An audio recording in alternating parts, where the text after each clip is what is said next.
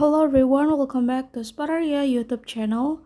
Alright guys, so yeah, in this video I would like to share you a tutorial on how to overcome settings menu that keeps stopping on Poco C71.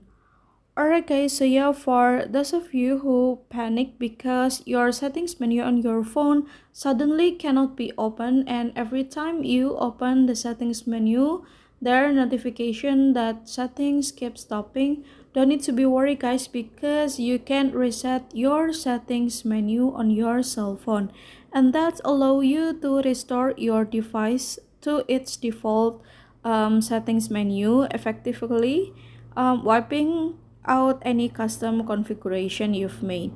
And how to do that is very easy. So yeah, now let's get started to the tutorial. Alright guys, so yeah, the first thing first that you have to do is, of course, now you can long press and click on apps info, and then after that now you can go to storage and cache. So now you can clean cache and also clean the storage, and it purpose to restore your device settings. And then so yeah, now you can try to open the settings menu again. Alright guys, so yeah, here's the tutorial, and then thank you so much for watching. See you guys on the next video.